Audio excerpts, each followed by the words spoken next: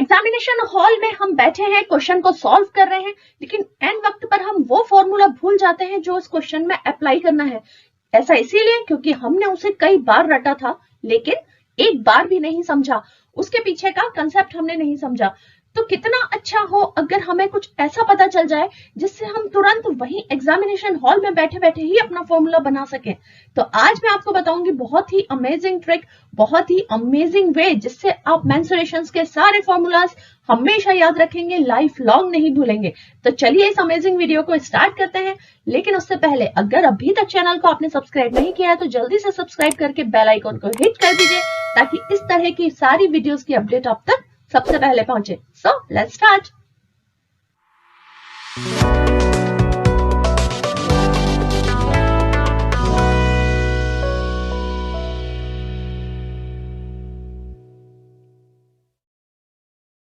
तो मेंसुरेशन के फॉर्मूलाज याद रखने से पहले हमें यह जानना जरूरी है कि 2D और 3D शेप्स में क्या बेसिक डिफरेंस होता है। तो एक कॉलम में आप देख रहे हो 2D शेप्स और एक कॉलम में आप देख सकते हो 3D शेप्स। तो 2D शेप्स में सिर्फ दो ही यूनिट्स होती हैं, सर्कल को छोड़कर रेक्टेंगल हो, स्क्वायर हो या फिर रोम्बस हो या कोई भी 2D शेप हो, उसमें सिर्फ दो ही यूनिट्स होती हैं, दो ही डायमेंशंस होती हैं, लेंथ और ब्रेड्थ, जो कि आप यहां पर देख सकते हो। इसके अलावा सर्कल में भी सिर्फ दो ही यूनिट होती हैं, एक तो रेडियस और दूसरी पाई। पाई जिसकी वैल्यू हमेशा कांस्टेंट रहती है, या तो रहेगी 22/7, आप अगर चाहें तो फ्रैक्शन के फॉर्म में रख सकते हैं, या फिर इसको आप लिख सकते हैं 3.14। रेक्टेंगल से बनता है क्यूबॉइड जो कि एक 3D शेप है, स्क्वायर से बनता है क्यूब जो कि एक 3D शेप है। सर्कल से बनने वाले जो 3D शेप्स हैं वो यहाँ पर आपको दिए हुए हैं। देखो आप सिलेंडर है, स्फेयर है, सेमी स्फेयर या फिर उसे हम कहते हैं हेमीस्फेयर, कोन है और साथ में है पिरामिड। तो ये सारे जितने भी शेप्स यहाँ पर आपको दिख रहे हैं स्क्रीन पे, इन सबके हम फॉर्मूला याद करेंगे, रटेंगे नहीं, याद करेंगे। तो चलिए वीडियो को शुरू करते हैं। तो सबसे पहले स्टार्ट करते हैं रेक्टेंगल से। रेक्टेंगल में हम सबको पता है कि दो लाइंस होती हैं, एक तो होता है हमारा लेंथ और दूसरा होता है हमारा ब्रेड्थ। ठीक है, तो इसका एरिया क्या होता है? रेक्टेंगल का एरिया होता है simply L into B, length into breadth. और पेरीमीटर क्या होता है? जब अगर आपको फॉर्मूला याद ना आ रहा हो ना, तो पेरीमीटर होता है उसकी बाउंड्री की, उसकी चारों जो लाइंस हैं, उसकी जो चारों एजेस हैं उनका सम। ठीक है, तो इसके चारों जो एजेस हैं वो क्या है? एक तो L है, दूसरी B है, तीसरी भी L है क्योंकि अपोजिट साइड्स इक्वल होती हैं, और चौथी भी B है। तो क्या हो गया? L प्लस L 2L और B प्लस B 2B। 2 को कॉमन ले लो, अंदर बचा L प्लस B। तो ये बन गया हमारा पेरीमीटर का फॉर्मूला। ठीक है, अब इन दोनों फॉर्मूला से हम क्यूबॉइड के 3 फॉर्मूलाज निकाल सकते हैं, curve surface area, total surface area और साथ में वॉल्यूम। कैसे निकालेंगे? देखो सबसे पहले तो एक क्यूबॉइड हम यहाँ पर ड्रॉ कर लेते हैं। देखो ये हमारा क्यूबॉइड है। अब रेक्टेंगल और क्यूबॉइड में क्या फर्क है? देखो लेंथ यहाँ पर भी है, ब्रेड्थ यहाँ पर भी है, लेकिन यहाँ पर हाइट भी है, इसीलिए तो ये 3D फिगर है क्योंकि इसमें 3 डायमेंशंस हैं। ठीक है, इसमें 3 डायमेंशंस है, L, B और H। तो अब इनकी हेल्प से हम निकालेंगे curve surface area, total surface area और इसका वॉल्यूम। कर्व्ड सरफेस एरिया हमेशा हमेशा एसोसिएट होता है पेरीमीटर के साथ। कर्व्ड सरफेस एरिया होता क्या है? देखो जो यहाँ पे चारों तरफ की इसकी बाउंड्री है, ये अगर कोई बॉक्स है तो इसकी ये वाला पार्ट, ये वाला पार्ट, इसका साइड वाला पार्ट और इसका बैक साइड वाला पार्ट, चार दीवारों का हम एरिया निकाले उसे हम कहते हैं लेटरल सरफेस एरिया या फिर कर्व्ड सरफेस एरिया। इसमें टॉप और बॉटम काउंट नहीं होता। ठीक है, टोटल सरफेस एरिया में पूरा काउंट होता है, यानी कि वो 4 दीवारें भी और टॉप और बॉटम भी। और वॉल्यूम, वॉल्यूम हम कहते हैं कि हम इसके अंदर कितना सामान भर सकते हैं, बॉक्स में कितनी जगह है जो कोई सामान जो है वो ऑक्यूपाई कर सकता है। ठीक है, तो उसे हम कहते हैं इसका वॉल्यूम। तो कर्व्ड सरफेस एरिया के लिए किसी भी 3D शेप का निकालना हो, चाहे क्यूबॉइड का, क्यूब का, सिलेंडर का या किसी का भी, हमको उसके लिए उससे एसोसिएटेड जो फिगर है 2D फिगर, जैसे इससे एसोसिएटेड 2D फिगर क्या है? रेक्टेंगल। ठीक है, तो हमें उसका पेरीमीटर ले लेना है। तो रेक्टेंगल का पेरीमीटर क्या होगा? 2 इंटू L प्लस B। अब इसमें हमको सिंपली क्या करना है? देखो ये तो हो गया हमारा रेक्टेंगल का पेरीमीटर, लेकिन ये तो 3 डायमेंशनल फिगर है ना, तो इसमें H का भी हम मल्टीप्लाई कर देंगे। तो 2 into L plus B into H। ठीक है, ये हमने यहां पर कर दिया, तो हमारा निकल गया ये कर्व्ड सरफेस एरिया। अब टोटल सरफेस एरिया क्या होगा, देखो टोटल सरफेस एरिया निकालने के लिए क्या करेंगे, कर्व्ड सरफेस एरिया तो रहेगा ही 2 into L plus B into H, ये तो रहेगा ही, प्लस इसमें ऊपर का टॉप का एरिया, टॉप क्या है, टॉप एक रेक्टेंगल है, ठीक है, इसकी लेंथ ये है, ब्रेड्थ ये है, तो रेक्टेंगल का एरिया कितना होगा एल इंटू बी, ठीक है। बॉटम क्या है, बॉटम का एरिया भी होगा एल इंटू बी, ठीक है। तो अब ये क्या हो जाएगा, देखो ये हो जाएगा 2 L plus B H plus L B plus L B, ठीक है। अब देखो ये वाला ब्रैकेट अगर हम खोलेंगे तो क्या होगा, ये हो जाएगा 2 L H plus 2 B H plus 2 L B, ठीक है, ये हो गया हमारा। अब इसमें से 2 कॉमन बाहर ले लोगे तो अंदर क्या बचेगा, L H plus B H plus H B, L B sorry, okay. तो ये हो गया हमारा टोटल सरफेस एरिया। तो जब आप एग्जाम देने जाते हो, बाय चांस अगर आपको फॉर्मूला याद नहीं आ रहा है तो आप सिंपली कर्व्ड सरफेस एरिया का फॉर्मूला निकाल सकते हो, क्योंकि वो सीधा सीधा पेरीमीटर से रिलेटेड होता है, ठीक है। पेरीमीटर में बस आप थर्ड डायमेंशन जो हाइट है उसका मल्टीप्लाई कर दोगे तो कर्व्ड सरफेस एरिया आ जाता है। तो फिर आप इस तरह से फॉर्मूला बना सकते हो। देखो हार्डली मुझे 2 से 3 मिनट लगे इस फॉर्मूला को, क्योंकि मैंने आपको समझाया है इसीलिए थोड़ा सा टाइम लगा है, बट जब आप खुद से निकालोगे तो आप 2 मिनट के अंदर ये फॉर्मूला खुद ही डिराइव कर लोगे, ठीक है। अब वॉल्यूम हमेशा होता है एसोसिएटेड एरिया से, ठीक है, वॉल्यूम का डायरेक्ट कनेक्शन है एरिया से, क्योंकि जितना एरिया होगा उतनी ही जगह ऑक्यूपाई करेगा ना उसके अंदर कोई सामान, और कर्व्ड सरफेस एरिया का सीधा रिलेशन होता है पेरीमीटर से। बस ये 2 चीजें आपको याद रखनी है, ठीक। अब देखो इसका क्यूबॉइड का वॉल्यूम क्या होगा, एल इंटू बी, मैंने कहा ये एरिया से रिलेटेड होता है, तो एरिया क्या है एल इंटू बी, और इसमें थर्ड डायमेंशन यानी एच का भी मल्टीप्लीकेशन हो जाएगा, तो ये हो जाएगा L into B into H is the volume of cuboid, है ना, सिंपल, एकदम सिंपल है। अगर आपको रेक्टेंगल के फॉर्मूला याद है तो क्यूबॉइड के तो आप तुरंत निकाल सकते हो, कोई टेंशन नहीं है, ठीक। अब देखते हैं स्क्वायर का।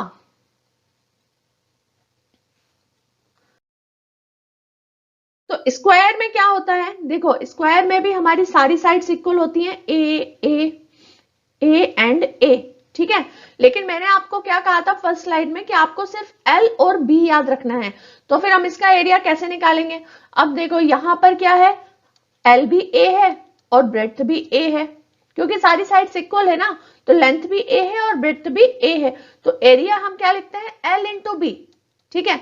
तो इस केस में हम क्या लिखेंगे ए इंटू ए, क्योंकि दोनों ही ए हैं, तो a into a is the a square, this is the area of square. Similarly perimeter क्या होगा, a plus a plus a plus a, यानी कि 4 times a, 4a, this is the perimeter. Simple है, 2D shape का है, लेकिन इससे जो बनने वाला 3D शेप है हमारा क्यूब, उसका हम फॉर्मूले कैसे निकालेंगे, उसमें हमको क्या क्या निकालना है, उसमें हमें curved surface area, total surface area और वॉल्यूम, हमें तीनों चीजें निकालनी है, ठीक है।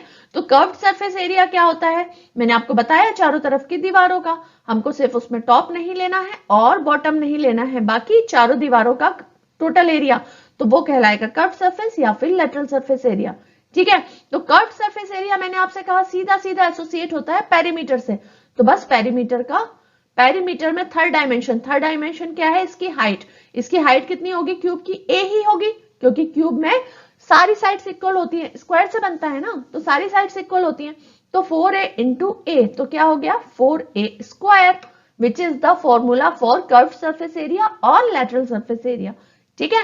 टोटल सरफेस एरिया क्या निकालेंगे, जो हमारा कर्व्ड सरफेस एरिया है उसमें टॉप का एरिया क्या होगा ए स्क्वायर, क्योंकि एक स्क्वायर है ना टॉप, और बॉटम भी एक स्क्वायर है, तो a square, 4a square plus 1a square यानी 5a square plus 1a square यानी कि 6a स्क्वायर, तो टोटल सरफेस एरिया हो गया हमारा 6a square of a cube, ठीक है। क्यूब का टोटल सरफेस एरिया हो गया 6a स्क्वायर। अब वॉल्यूम का सीधा एसोसिएशन है हमारे एरिया के साथ, ठीक। एरिया कितना है हमारा a स्क्वायर, लेकिन इसमें हम हाइट यानी थर्ड डायमेंशन का मल्टीप्लाई करेंगे इंटू a, सो कितना हो गया a cube, this is the formula for volume of cube, था ना बहुत ही सिंपल।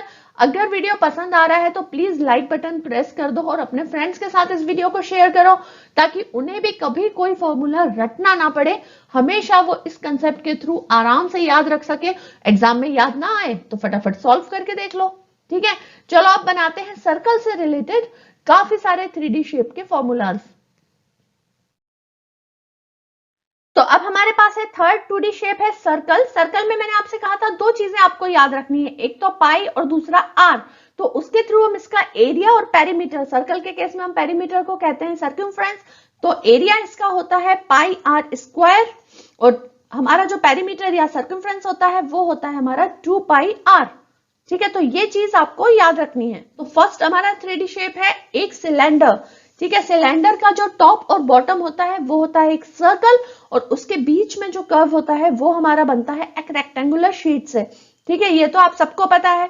तो इसका हम कर्व सरफेस एरिया, वॉल्यूम और टोटल सरफेस एरिया निकालेंगे। ठीक, तो सबसे पहले देखो इसका हम वॉल्यूम निकालते हैं। वॉल्यूम का कनेक्शन किससे है? एरिया से। बताया ना मैंने, इस चीज को याद रखना, वॉल्यूम का कनेक्शन है एरिया से। तो एरिया क्या है? Pi are square. और इसमें थर्ड डायमेंशन क्या है?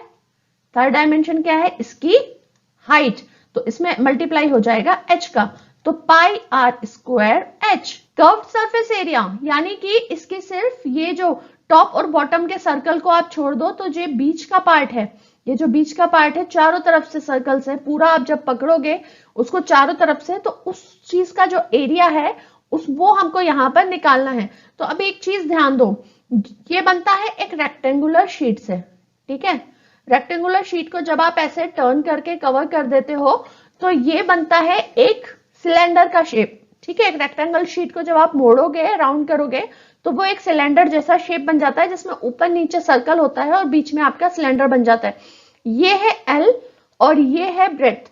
जब आप इसको पूरा टर्न करोगे, पेपर को, इस कॉर्नर को टर्न करके यहाँ पे पूरा टर्न करोगे, तो ये जो एल है, ये एल जो है वो पूरा एक सर्कल के फॉर्म में हो जाएगा। यानी ये वाली लेंथ जो है वो पूरा टर्न होके एक सर्कल बन जाएगी। ठीक है, कौन सा सर्कल बन जाएगी? टॉप वाला और बॉटम वाला, टॉप वाला सर्कल और बॉटम वाला सर्कल। इसका मतलब ये है कि जो सर्कमफ्रेंस सर्कल का होगा वही सर्कमफ्रेंस इसका भी होगा। ठीक है, वही सर्कमफ्रेंस इसका भी होगा, जो ये बीच में बना हुआ पार्ट है। तो कर्व सरफेस एरिया निकालने के लिए हम सर्कल का सर्कमफ्रेंस ले सकते हैं, which is 2 pi R. 2 pi R. अब इसमें थर्ड डायमेंशन क्या है हमारा? h, उसका मल्टीप्लाई हो जाएगा। तो कर्व सरफेस एरिया क्या हो गया? 2 पाई आर h। ये जो मैंने आपको इतनी चीज बताई है ये सिर्फ समझाने के लिए बताई है। इसमें भी जो आपका फॉर्मूला है वो सीधा सीधा ही आप लगाओगे, कर्व सरफेस एरिया को सीधा रिलेट करोगे पेरीमीटर या सर्कमफ्रेंस के साथ और वॉल्यूम को एरिया के साथ। ठीक है, टोटल सरफेस एरिया निकालना तो बहुत आसान होता है, क्योंकि जो कर्व सरफेस एरिया आपने निकाला है उसमें टॉप और बॉटम का और ऐड कर दो। देखो टॉप पर क्या है? एक सर्कल है, सर्कल का एरिया क्या है? Pi are square. ठीक, बॉटम में भी एक सर्कल है, उसका भी एरिया पाई आर स्क्वायर। ठीक है, तो ये क्या हो गया? 2 pi r h plus 2 pi are square plus 2 pi are square मिलके होगा 2 पाई आर स्क्वायर। अब 2 पाई आर और इधर से भी एक आर कॉमन, तो 2 पाई आर कॉमन, और अंदर बचेगा h plus r, which is the formula for total surface area. ठीक है, 2 pi r h plus r, this is the formula for total surface area. Next figure है हमारा एक कोन। ठीक है, अब देखो कोन का हम कैसे निकालेंगे। कोन का निकालने के लिए सबसे पहले हमको इसमें क्या चाहिए? वॉल्यूम, कर्व्ड सरफेस एरिया और टोटल सरफेस एरिया। तो वॉल्यूम जो कोन का होता है वो हमेशा होता है सिलेंडर के वॉल्यूम का 1/3। और इसको प्रूफ करने के लिए एक एक्टिविटी आपके क्लास 9th की एनसीईआरटी के बुक में दी हुई है, वो आप चेक कर सकते हो, मेंसुरेशन के चैप्टर में है। तो ये प्रूवन है कि जो भी वॉल्यूम होता है सिलेंडर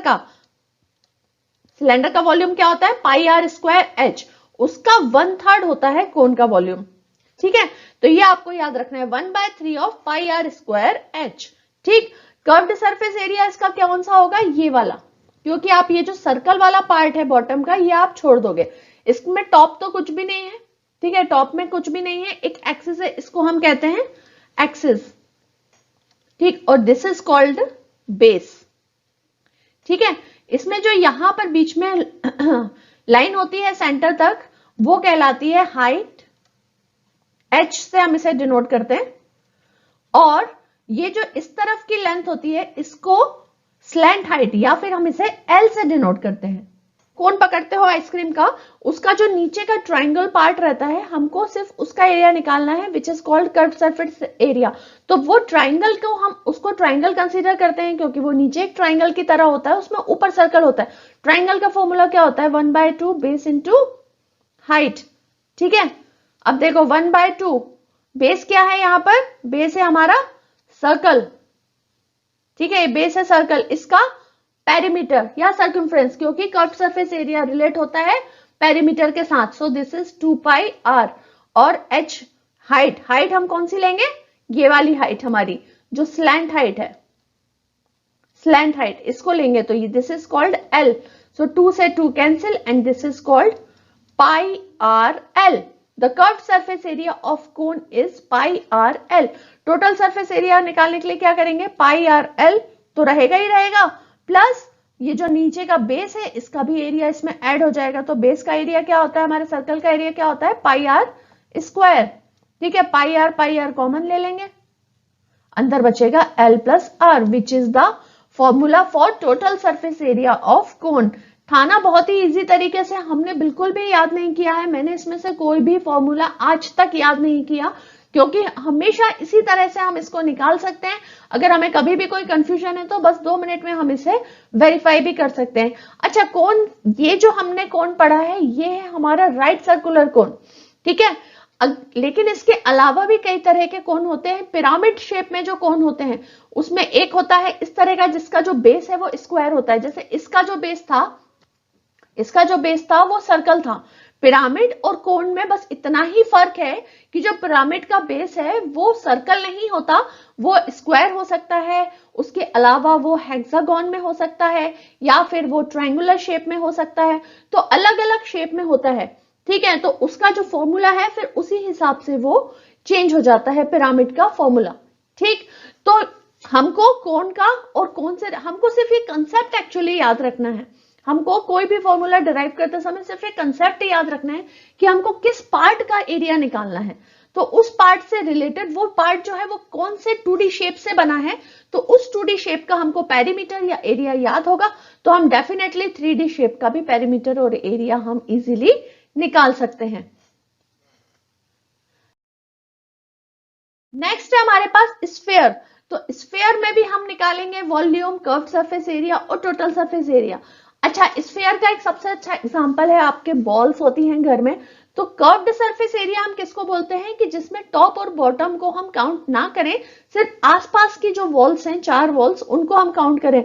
तो बॉल के केस में क्या ये पॉसिबल है कि आप टॉप और बॉटम को हटा दो? क्योंकि बॉल तो जो है वो चारों तरफ से सिमिलर होती है, सेम होती है, हर एक पॉइंट पर जो है उसका एरिया, उसका पेरीमीटर हर जगह सेम होता है। ठीक है, उसका कोई भी ऐसा पर्टिकुलर सेंटर आप ढूंढ नहीं सकते हो। बॉल है तो आप वो चारों तरफ से बराबर है।